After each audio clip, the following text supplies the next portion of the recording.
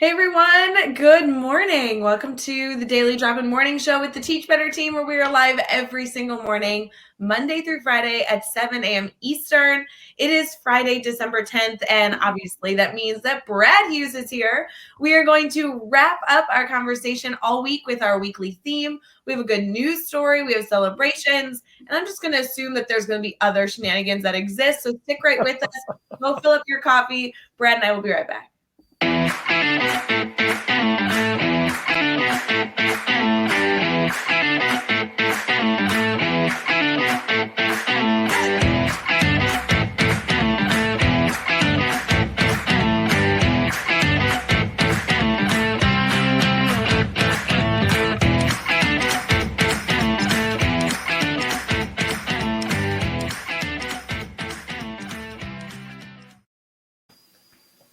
Good morning, Brad. How are you, friend?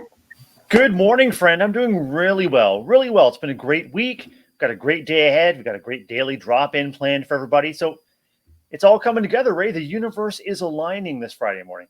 I love when that happens. That's always a good feeling. We already have comments of people saying good morning. Good morning to Adam, who's commenting bright and early.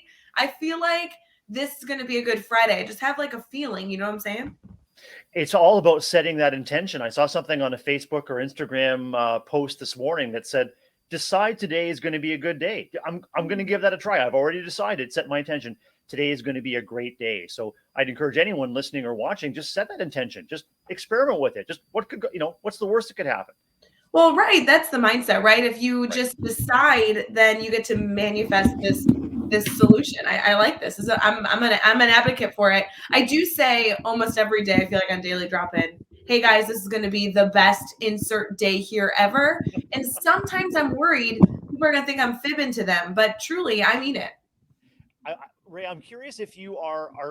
I heard you say manifest, and you think about putting things out into the universe. Are you a proponent of that idea that what we put out into the universe will eventually manifest? It may not happen right away, but if we, whatever we continue to put out there, whether it's energy, thought, belief, intention, it'll eventually come back. What are your thoughts on that?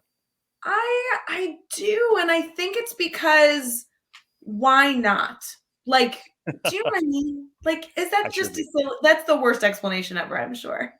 No, I think that is an ideal explanation and certainly a great place to start. It is a place to start. It can start with intention, but often I find that when I'm sort of down in the dumps or when I'm locked in perseverating thoughts, intrusive thoughts, just taking a pause and looking around to see who I can help and who I can connect with, it lifts their spirits, lifts mine too. And so you actually can get an immediate result just by setting that intention and putting that positivity out there in your immediate environment. And who knows what the ripple effect might be? The ripple effect is really fascinating to me. Whatever you start could have a ripple that has unintended, very positive, very meaningful, impactful, and maybe even life changing or life saving results, right? I do love that. And truly, like that is to the core, I think, what I strive to do because worst case scenario, you were overly hopeful for a day that wanted to kick your butt. That's the worst case scenario. That's right. I mean, we just have to be open to whatever the day brings to us. And I think we have to accept that setbacks and disappointments and even suffering are just part of what makes life life. It actually is something that can make us feel pretty alone and pretty isolated, but it's actually something that you and I and everyone watching and listening all share. It's part of the human condition is how to weather those setbacks and how to persevere. So, in your darkest moments, take a look around and see who else might be sharing a little bit of the darkness. And just as we said last week, Ray, you can share that candle. A candle's light never diminishes by being shared. Oh, I love that. Look at these analogies. Bright and early in the morning, friends. Did you expect us to be so deep 4 minutes in? Probably not. But that's why we're here. We're just trying to surprise you and maybe give you a tip for the day. Yeah, we're front loading the philosophical chat later to leave lots of room towards the end of the episode for like just huge shenanigans, right? Right. I think that's fair, guys. Like we have already delivered our insight for the day. We're 4 minutes in. So you just need to lower expectations for the rest of the Be the show. world's shortest daily drop in. Yeah, we're done. Good night, everyone. I will say, I feel like I didn't get a lot of sleep last night. So maybe maybe this is like 45 extra minutes. I can go back to bed and take a nap. Like, are you a fan of naps, Brad? Are you a Oh my nap? gosh, napping is my superpower, Ray. Dad jokes and naps; those are my superpower. I can sleep at any time in pretty much any location. It's a source of of constant delight and bewilderment of my family. And often at the end of a day, it's like dinner, dessert, sit, nap, and then I'm up. I'm ready to go again. And so sometimes I work late into the night after a nap, but it's one of my superpowers. How about you? Napping? Are you a fan? I never wake up feeling good from a nap. Mhm. I'm one of those people that like I take a nap, I think I let my body rest and then I wake up a little grumpy. And who wants to wake grumpy? I don't know. My wife Jennifer is like that. She is not a fan of napping. She is a you know 8.5 hour. Like I sleep at night. Okay, in the day I'm busy. I've got stuff to do. I've got people to see. I've got the world to change, and I don't nap. See? So no, I I can fall asleep anywhere at any time. I think I need a cape that says nap man on the back of it or something. I think that's a great idea. I'm gonna go make that right now. Please do. For everybody here in the comments and everyone here tuning in live, or even if you're listening to this after the fact, whoever you are, wherever you are, good morning. We appreciate you. And we really want to know if you're a nap person. So I see Holly's in the comments, Adam's in the comments. We have a few people in our Facebook group. Nikki's here. Guys, please comment just like Nikki. We'd love to know if you are a nap fanatic or anti-nap. I don't know. Yeah. Looks Yeah, like don't sleep on this one, guys. Get your comments in right away. get it, get it. Don't sleep on this one. Such a fan. So good. Nikki says naps are literally her favorite thing ever. I get that. That makes sense. See? Brad, how was your week this week? I feel like I say this every Friday. I look forward to our Fridays, but we really don't get to talk in between. So while Justin is jumping in saying he is an unintentional napper, which I think that's just the reality of getting older, is like we just need to rest because we work so stinking hard throughout the day. Who's to say? But all I'm saying is I haven't talked to you all week, friend. How are you? How was your week? It's been a great week, Ray. Thank you. Yeah, it's been a great week professionally and personally. Busy times in our schools, as everyone knows, and it's been kind of on a continuing mission. Sounds like Star Trek. My continuing mission to explore strange new schools and to keep people energized and seeking and finding the joy in stressful conditions. But no, it's been a good week at school. We continue to have happy kids. We have tired staff, and that's the thing as we face today and as we face the week ahead, just before our winter break here in Ontario. It's a matter of just one important next step at a time. Because once you start going down those rabbit holes, all of the things that you need or you feel you need to get done, or all the things that you worry could happen with high energy and high stress and sort of low resolve at the end of a very busy term, it's just a matter of choosing to look at what's the next right thing. Kind of like our friends from Frozen, the Disney princesses, do the next right thing. And so that's where I'm focused on right now. The next right thing for me is joining you on the Daily Drop-In, friend. So how was your week and what are you looking forward to this weekend?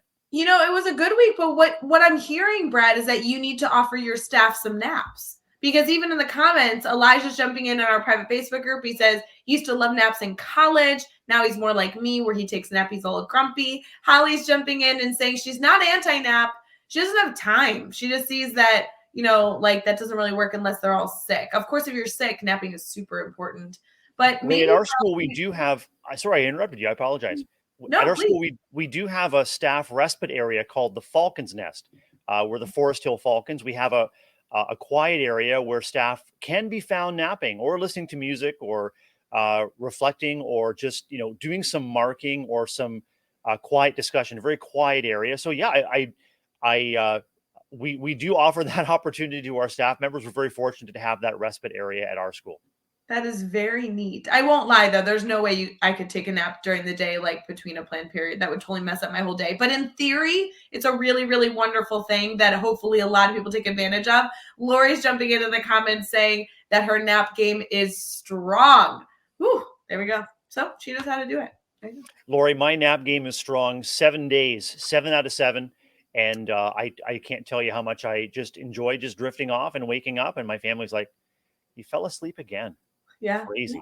There's a life to live, man. Come on. You're missing it. Life's passing you by behind your closed eyelids. It sounds like you're enjoying it, Brad. I think that for their view that you're sleeping it away, you're like, no, I'm actually doing something I enjoy and refueling so I can even further enjoy the rest of the day. So I think you figured it out. I just 100% need Ray. It's all about refueling, and it's all about. I mean, my brain is consolidating all of the amazing connections that Okay, forget it. I'm just taking a nap. That's all it is. I love it. Yeah, no, this week's been good. What is today? I guess, okay, hello, friends. It's Friday. Oh, I feel like I've been playing catch up all week, I think Mhm. is my problem. So it's been a little bit of a good week in terms of the fact that I've gotten to do really, really, really, really fun things. But I am a little tired. I really need a nap to reset, and then I need a few hours to catch up. You know what I mean, Brad? When you have a long to-do list, you feel like you just can't get to it. It's not that the week's bad. You just really need like 10 hours that maybe don't exist. And if someone could just fork those over, that would be phenomenal.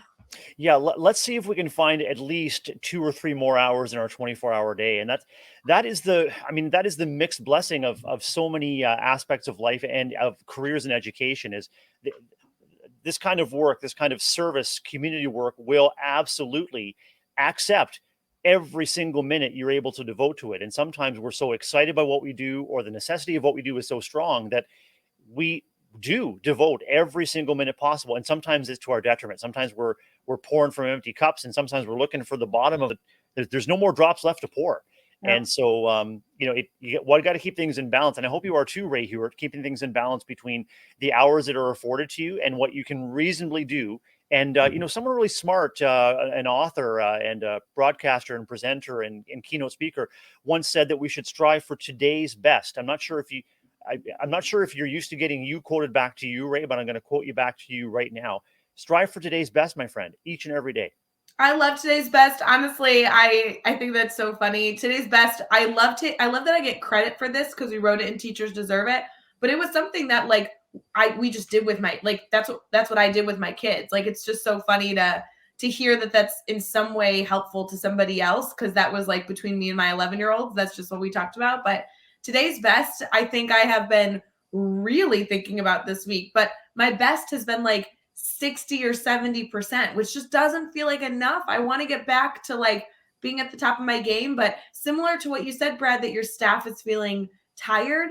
Today's best is all about acknowledging that you're tired, being okay that's just the reality of what is before you, and then just giving what you are able to give as whatever your best is in that moment. So I guess 60 is good. I just really would love to get back to a little bit of a higher number. We'll get there. We'll get there. Well, Andrea is here reminding us that educators are also parents and family members and also community members and volunteers. And again, when you are a giver, when you are service minded, when your love language is service, it's easy to get energized and excited by all of that, but it's also easy to get depleted quickly because you feel that tremendous sense of responsibility to every aspect of the groups, the families, the schools that you pour into. And so today's best, talk about the ripple effect, Ray. I mean, that concept of today's best has been meaningful and impactful for me personally. And now when I share that forward, it's just really amazing. It's amazing where the seeds of those ideas will go. So in every aspect of our relationships, every aspect of what we contribute,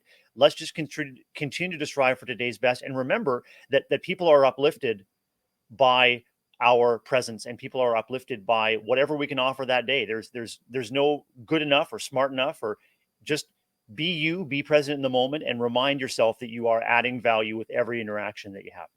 There we go. See, this is more insight, Brad. We already did our insight. We're Oh, 13 minutes in sharing tidbits. Like, I really do think Daily Drop-In can end. This was great discussion in 13 minutes. I'm just saying. you heard it here, folks. 7:13 a.m. daily drop in. We hope you have a wonderful week ahead. And thanks on behalf of Ray Hewitt and myself. We're out. Where's the end broadcast button here? Oh, Wait, no, wait, sorry. wait, wait. Where's the good news story, though? You know, I live for our good news stories and our holidays. Like, I don't mind not talking chat about education. We all need like a little bit of a break, but you're not gonna let me celebrate my holidays? Oh, of course we can't. We can't end daily drop in without the holidays. I've got a great good news story for everyone to share out, and so yeah, we'll absolutely do that. And then depending on where we're at, maybe we'll end the broadcast early. We'll treat ourselves to a nap before we go to work. There we go. Well, before our nap, friends, we're gonna get into these good news stories, so stick with us.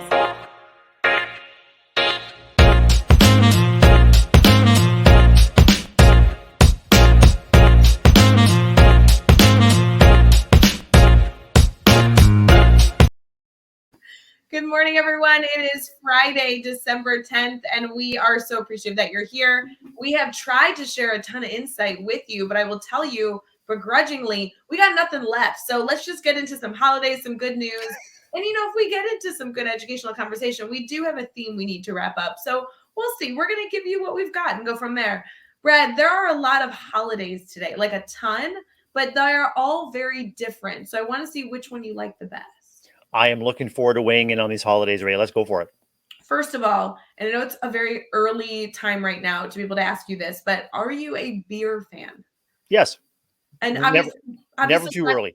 yeah. Well, it is a little early. It's 7:15 Eastern AM. I think that it might be a little too early for a beer. I mean, the saying, but today is National Lager Day. So a lager, for those of you who are interested in enjoying adult beverage, we can encourage that after school hours, either today or this weekend, to celebrate National Lager Day. That's always a good one.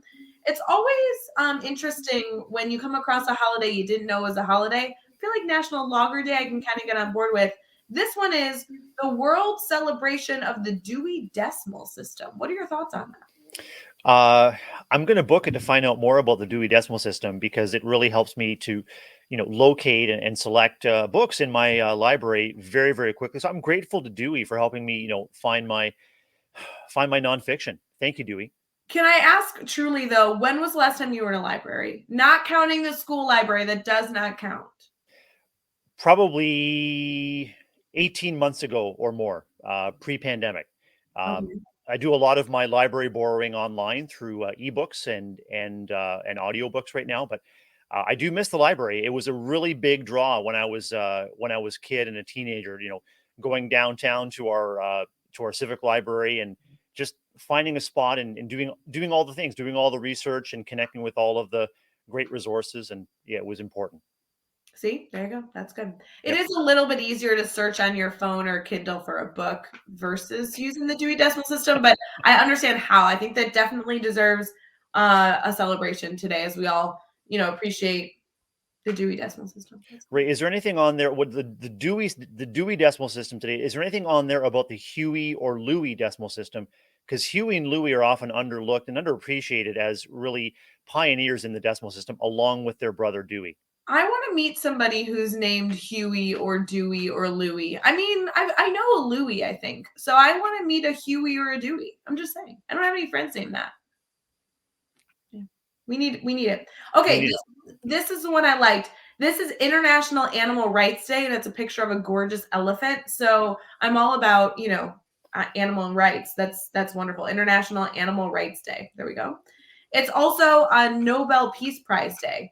So for those of you who get to, join in with the excitement of the announcement of who wins the Nobel Peace or Nobel Prize, there you go. It's all there today. So it's a good day. Good things. Drink a beer. Celebrate animals. Go win something. This is good. When I reflect on National Lager Day, I just want to let everyone know I'll be celebrating later on, and I also want to let folks know that the Nobel Peace Prize Day today is. I'm talking about a good news story. That would be an incredible announcement to share out to our students and staff members and have them reflect on peacemakers and the work that's going on to improve the world, even in small ways. When we take a look at big events like a Nobel Peace Prize winner, it may seem to the average you or me that okay, I could never do that, but it's important to recognize that working for peace happens within our classrooms, within our homes and families and our communities, and it doesn't have to be a big act that the Nobel Prize awards you a medal for. It starts within yourself and working to love and care for yourself so you can love and care for others. So get started now. I don't know much about the history of the Nobel Prize. I mean, I've heard of it obviously mentioned so many times. This would be something just as we're sharing with our friends as I'm skimming this holiday, as you guys know, on nationaltoday.com. It not only goes through the description of the holiday, regardless of how silly it is, it also goes through the timeline of where this came from, and then also ways to celebrate. It's interesting here. It says Nobel Prize Day falls on December 10th every year. It honors the achievement of Alfred Nobel, a Swedish engineer, chemist, entrepreneur, and philanthropist. We have all heard of the Nobel Peace Prize that recognizes outstanding achievements in various fields in art and sciences. The Nobel Prize Day is a tribute to the person who instituted the prize. I will tell you, though, I didn't realize this. He invented dynamite. And there's like a whole list of things that he was a huge leader in. It jokingly says in here he invented dynamite and then regretted it. I think it's like they're making some comedic element to some of the projects he was a part of, and then the repercussions of that. His career started by inventing dynamite, and then as his career continued, he became a huge advocate for peace and the arts and science and innovation. So there's a lot of interesting elements of here. It kind of goes through like how much money you win if you win the Nobel Peace Prize, and how are these people selected, and ways to celebrate. Really can just be the simplicity of looking at who has won in the past and celebrating the work that's being done in the world. So interesting. I don't know. I didn't know any of that. So it's super interesting. Taking a look at the luminaries, Ray, that have been recognized by the Nobel Committee and for all of those areas, it really is an incredible way to walk back history in terms of how people were responding to the needs of the day. It also gives us hope as educators that we hopefully can inspire the kids that we work with to work towards bettering the world. And as I've just mentioned, it really begins with us. It begins with us working outward and radiating outward into the impact that we can make in our families, classrooms, schools, and communities. Schools reside within communities. It's important never to forget that. Our schools both reflect and can improve the communities that we serve. And there's an opportunity if we walk back through time to see how people recognized and responded to those needs that were emerging at different times. If only your good news article was about like award winning or good deeds. I mean, come on, Brad, this would have been a perfect transition. It sure would, but I can walk it back two steps when you talked about Animal Welfare Day. Was it Animal Welfare Day? It was Animal Rights Day. So yeah. Animal Rights Day.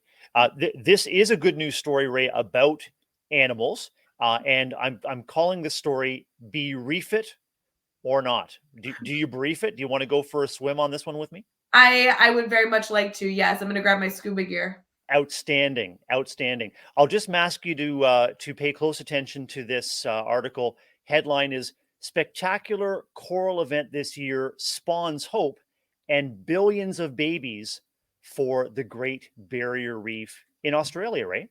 Yes, I love this. I love anything in the ocean. So tell me more. Oceanographers enjoyed a burst of color and life flowing forth in the annual spawning of coral from the Great Barrier Reef. It takes place after the November full moon, and researchers witnessed a banner year that inspired hope for the revitalization of the world's coral reefs. The little baby coral offspring were floating in waves of vivid pink, purple, or blue, depending on the species. And apparently, this year, and according to the video that I'll post, this year's spawning of the coral was uniquely impressive. One of the observers said, "The party sure has started, and the corals are going off," said this observer. It's gratifying to see the reef give birth, a strong demonstration that its ecological functions are intact. And just concluding by saying the conditions were magical with the water like glass and beautiful light coming from the full moon. A sure sign, Ray, that there is recovery underway and that the system is working. I'll post that link in our comments straight away. Please. Oh, I love that. And any good news article, especially with the morning comments we're getting, Jillian's in here, Marie's in here, Andrea's in here. It's just so fun to be able to celebrate the good things going on in the world with you guys. I will say, Brett, I am like a nerd when it comes to the ocean. I recently watched a documentary. I say recently, I think it was within the last year, that compared the research, the money, the funds that we put forth to study the ocean versus studying space. And there was this comment that was made by this researcher that, I apologize, I think I say this all the time in conversation, but that we spend about 3 times more money, or I think it was almost 4 times more money, billions of dollars, researching space. And the comment was that that's wonderful, but that we have never necessarily found something that really enhanced the current world we live in. It's really an exploration that we continue to do in space, which I'm a huge advocate for. But the comment was that we spend a different amount of money, a much lower amount of money on research development within the ocean, and yet we have found hundreds of thousands of solutions to our current medical needs and anything else in the ocean, and we've only explored a small percentage of what exists currently on our planet. So it's kind of interesting when you compare like the species that exist in the ocean, the incredible opportunities that we have here to explore what's in our backyard for I guess, a lamest description. And I find that to be so interesting. I think the ocean's so wonderful. Me too, and I love what you said is opportunity. And Marie's here, asking us if we had seen the story about the discovery of helping the coral reef to regenerate faster by breaking it. I haven't seen that yet, Marie, but it reminds me absolutely that there are literally undiscovered depths and undiscovered opportunities that may be closer than we think.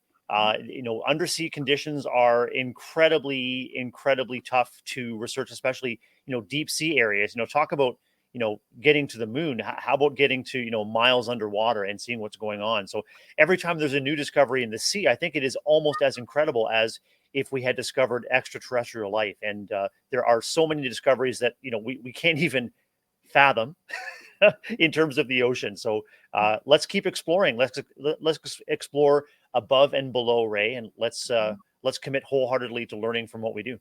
I will say, Brad, this morning we have a lot of people interacting with the comments. Friends, we love that. Whether you are listening on your phone or computer and walking around getting ready for your day, or maybe you're being an active participant this morning, we appreciate you being here. I want to know how we all feel about scuba diving or snorkeling. I want to know in the comments, if you don't mind, give us just like a yes, I've been, or no, I've never been before. Brad, have you been snorkeling or scuba diving before? I love snorkeling. I've never been scuba diving, but I would love to learn. I'd love to get an opportunity to do a guided dive, or maybe even to get my my scuba certification. But I've never been. How about you? Have you done either? I have. No, I was very fortunate as a child. We were able to be around the ocean a lot, and so I've been snorkeling and scuba diving. But one of the funnest things I do have to recommend to all of you who may not want to go through the whole certification process that obviously goes into scuba diving, it's a very, very important process you have to go through before you just jump in and go make it happen, is snuba diving. Have you looked into this at all? I've not. Did you say snuba diving? Snuba, yes. If you have not heard of it, it's snorkeling and scuba diving, like in a hybrid form. You've never heard of this before? No, I tell me more. I'd love it. Okay, here's kind of the overarching concept. When you're snorkeling, you have a mask on and you have whatever that is, right? The snorkel itself. And you kind of have to stay at the top of the water. Or if you go underwater, you just have to make sure when you pop back up, you do a really big, like burst of air out of the snorkel to clear it out before you breathe again, which for those of you that have snorkeled, it's a fun strategy to be able to get closer to what you might be looking at and not necessarily have to stay at the top of the surface. For scuba diving, you're wearing all the gear. You have the tank on your back. And a lot of the management of why scuba diving is so challenging is because you have to carry this air tank with you, right? Mm-hmm. And then you can go deep into the ocean.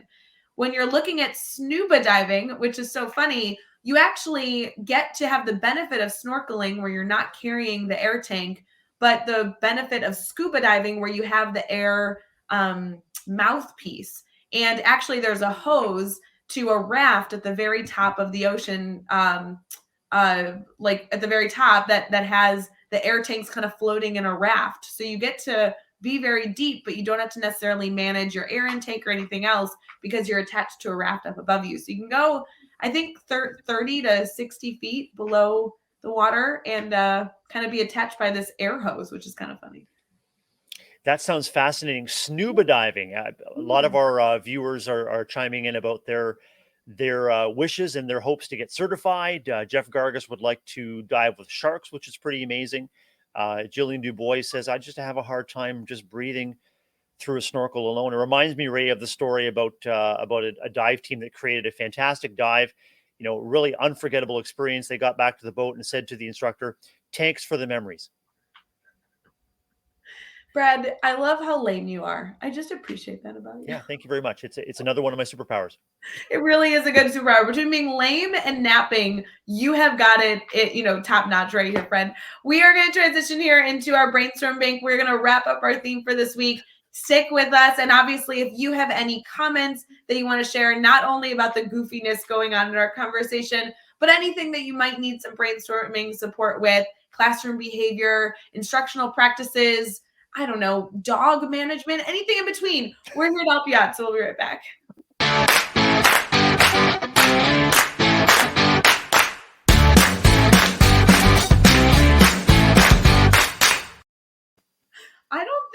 ever had a more awake audience as we do today. Like, this is just something special between Brian, Jillian, Marie, Jeff. I mean, like, it just keeps going and going and going. I'm enjoying our network this morning being a little bit more awake. They must have taken a nap earlier yesterday. I think that was it. It could also be the sparkling conversation, Ray. I mean, once people get a taste of this incredible conversation, the Brad and Ray dynamic daily drop-in duo on Fridays. I mean, everyone's ears perk up. They naturally get a little bit more excited, a little more overjoyed. The heart rate starts pumping a little bit harder. And I think that you and I are really drawing people into the conversation today. I like this. Marie is noting that none of that is true, and she has just had 3 cups of coffee. Well done, Marie. We also, Lori is commenting that it's just because we're talking about topics that people have a really strong opinion on, like napping. People are very, very committed to sharing their thoughts on napping, which I totally understand. That makes sense to me. So, all good things. Brad, Ray, I was going to ask, do you have and use a snooze button, Ray? When your alarm goes off, do you snooze? I want to clarify. I am the president of the snooze button Hmm. club. I believe and am a huge advocate for snoozing an exceptionally long period of time. Is that not good? Is that bad? Oh, it's all good. It's all good. Yeah, it just the snooze button is our friend, unless you have somewhere to be, like 6 a.m. Central at Daily Drop In. But I just mean, saying, I'm not going to admit that I snoozed today. Um, but I am going to maybe allude to the fact that I click that button quite often. Are you a yeah. snoozer? I'm more of an ignorer. I just ignore, or I'm not fully awake enough as the music or news radio is on. I just eh. And then eventually it's either awakeness or panic that gets me out of bed. Like, I got to get going. I really wish that my alarm could play, and I know it can, and I haven't set it this way, but I really want like phenomenal music to play. Instead, my alarm's like, meh, meh, meh. It's terrible. I'm just saying. I need to figure out a different, maybe I would keep the alarm going and I'd be jamming up to music, but then I would just go back to sleep and I'd wake up like 5 hours later and be like, oh, there's still great music playing, but now I'm late. So that Right. one. Exactly. At least you're late and you've got a great soundtrack to do it to. See, absolutely. And everyone needs a good nap, so why not? I will say for all of our friends, we've been discussing a theme all week. And Brett, I want to get your thoughts on it because it's all about technology. So we have been kind of talking about the technology element of utilizing tools purposefully. What are those tools in some regard, and how are you evaluating those tools? So it was kind of an interesting discussion this week. I loved how the discussion included all aspects of technology, Ray. I mean, technology as a use to draw or excite students, to hook them for learning, technology that accompanies them through the learning, technology that can be used both step by step in a linear process, but also allow students to veer off in different directions to expand their opportunities, and technology used to bring their learning together and share it out for authentic audiences. Really, really incredible and amazing educators in our daily drop-in space and in our Teach Better team space that are doing incredible things with technology, and they're transforming learning for kids, but they're also transforming their own practice by applying technology and seeking to understand how to use it better and better. So important. Brad, what's your feelings on technology? Do you have a go-to tool, a go-to resource that has really supported you in your success, not only obviously in your profession, but even in your personal life?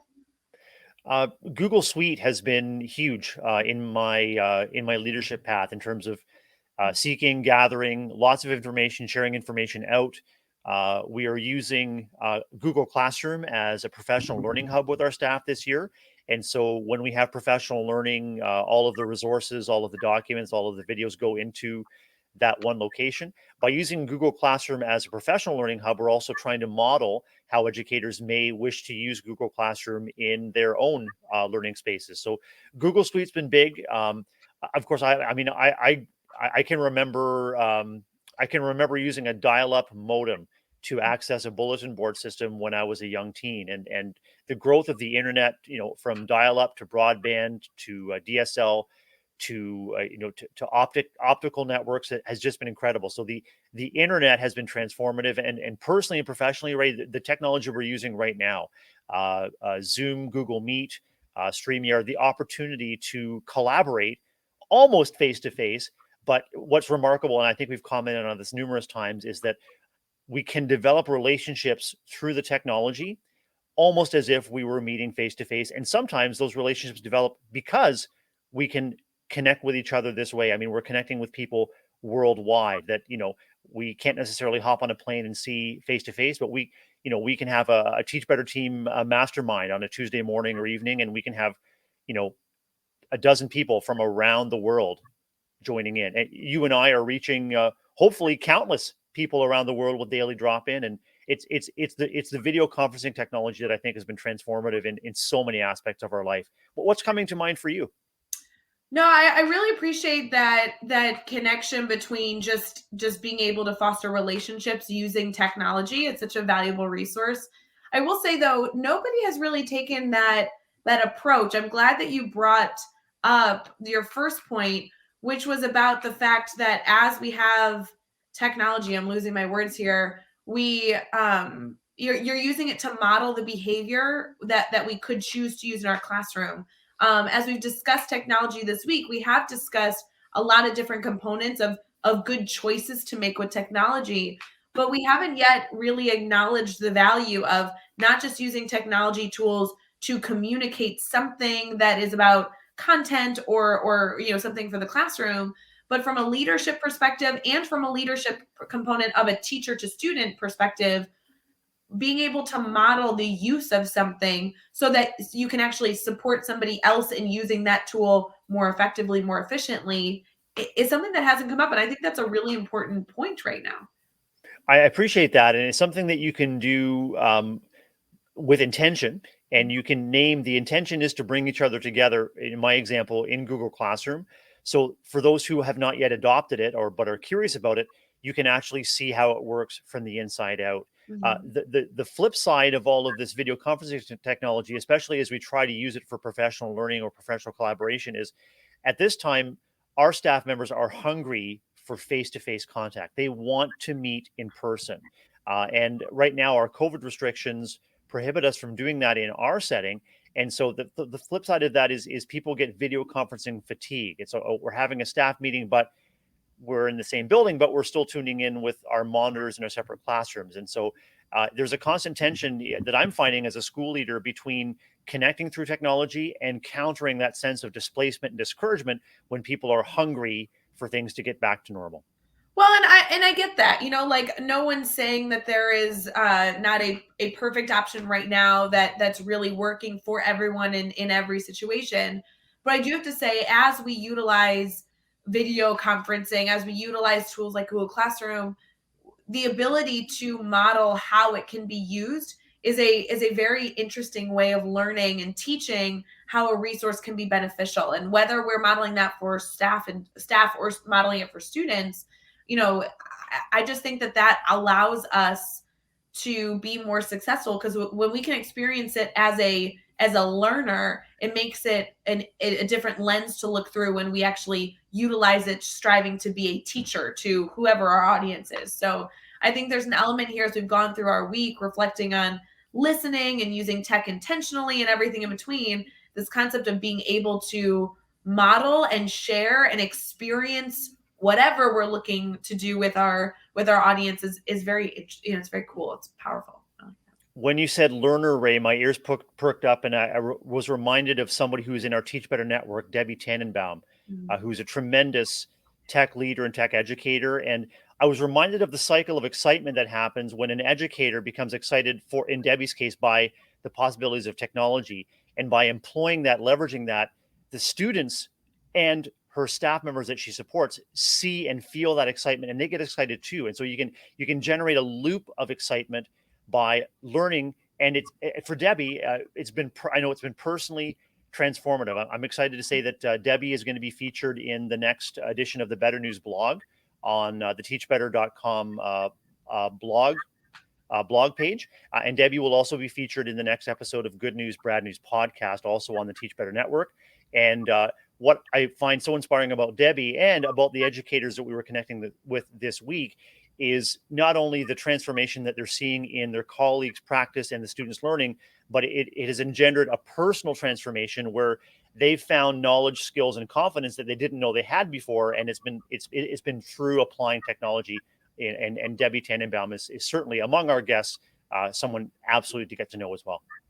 She's so fun. I love Debbie. Always good to be able to talk shop with people on our network, and I love that she'll be featured not only in the blog but on the podcast as well. That's so exciting.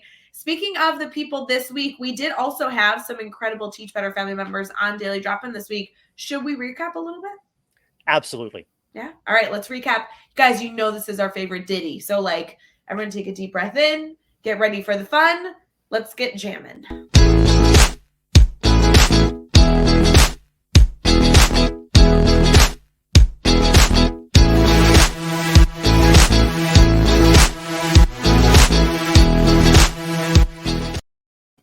Guys, it just gets you jamming. It just gets you jamming.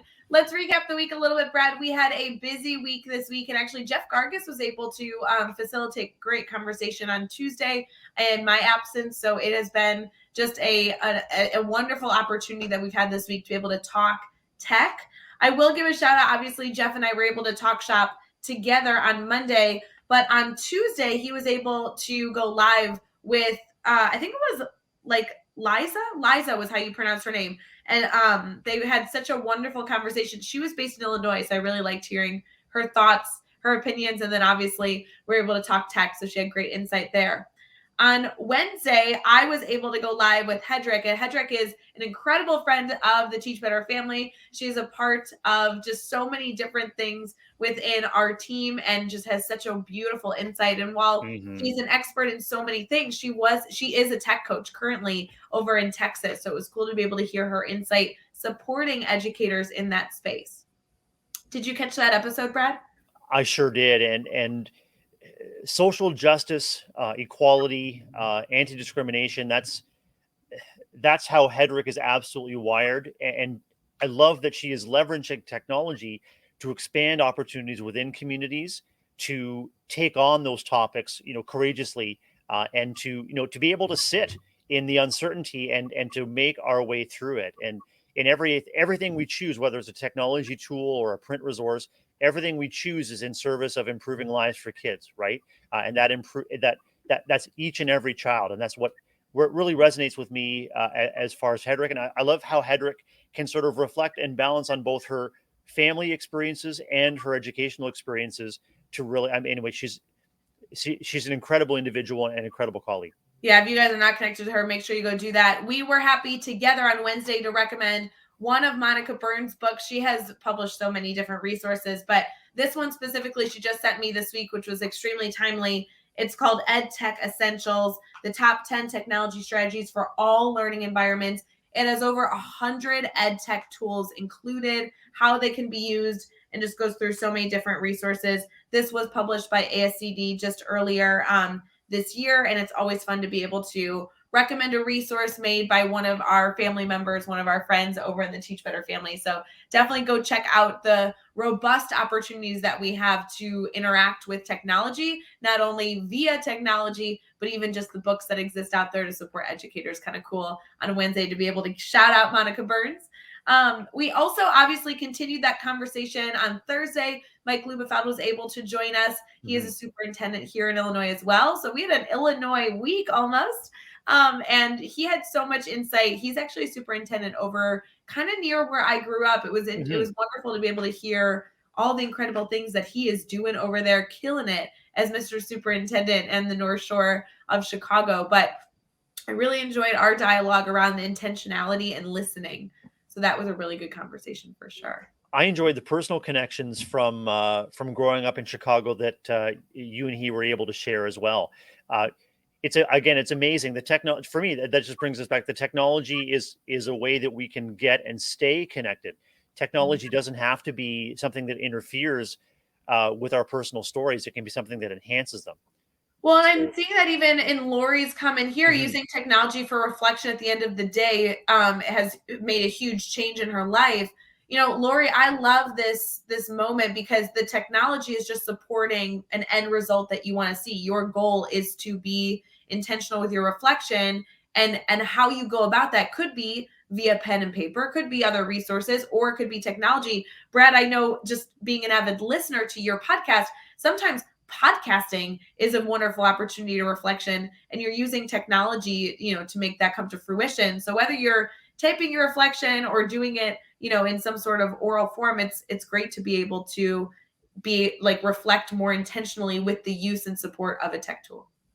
The incredible thing about technology, and when you mentioned podcasting, I thought of Jackie Mion on our Teach Better family. Also thought of Che and Pav Yeah. here in Toronto, Ontario, and they're engaged in cycles not only of creation of podcasts, but involving students in the creation as well. That reminds me of that cycle of excitement that we were talking about. We get excited about podcasting. We can encourage our kids to be involved as creators. What we create and put out, we seek feedback. We receive the feedback. Is it working for people? Is it not? Is it as authentic as we want it to be? Is it as meaningful as we want? Is it impactful?